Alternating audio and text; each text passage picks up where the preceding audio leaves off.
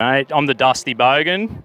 So, good work. You're out here to support South African farmers. So, you're from South Africa yourself. Any stories? Tell us a bit why you're here today. Okay, well, I was born in South Africa. Yep. Moved here when I was 16. Grew up on a farm, didn't speak much English. Obviously learned the Aussie way, hence the Aussie accent. Where I'm from, there's a lot of people. This guy in particular, one of my good mates' dad, he died, brutally died a couple of months ago, so still fairly fresh. Things like that every day. I mean, he's just a person we know. There's a 6-year-old girl, 2-year-old girl hung by her hair and slaughtered and things like that. So it's pretty bad. I think what this is about is just to, it's just to show that things aren't as rosy and just hopefully a bit of awareness. All peaceful. And so, there is genuine refugees. So pretty much it's got to a point in South Africa where these people are refugees. And, as Australia, we've let in... We let in refugees. We want to help people. We're a generous nation. And it's here we go. We've got people who... I know for myself, I've got family from South Africa.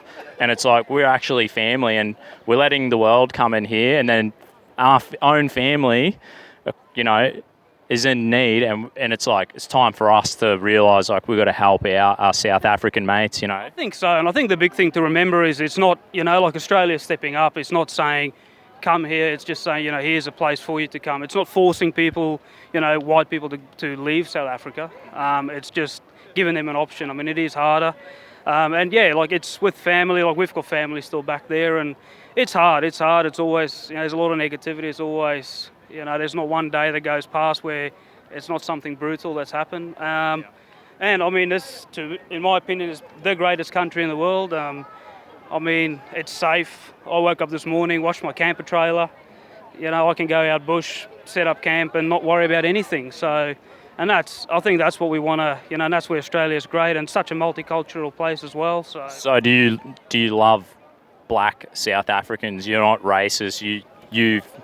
It's such a hard situation. Someone's murdering, killing people. But is there do you have forgiveness for them or love for them? And yeah, definitely.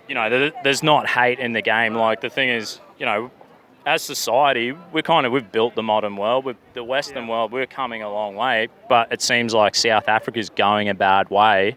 And I think it's time for forgiveness. But it seems like they're stuck in a rut there where they're so hurt from the past. But it's you forgive them, there's no... 100%. I've got... Growing up on the farm, my best mate was a little black fella, so... Yeah. And, Papanyana, shout out to Papanyana, but, we grew up together, and that was one of the saddest things when we moved, is because you leave your friends behind, and, over here, I've got friends from every race in the world anyway, so it's... I definitely don't have hate, there's a lot of hurt, I suppose, there's... I think frustration is the bigger word, not so much anger. There's a lot of frustration. The government's doing nothing in South Africa. They're the main cause for all of this. And unfortunately, it's, being uneducated. That's the big thing. So, yeah. But all right. Well, thanks heaps for your interview, mate. Cheers. God bless. Legend.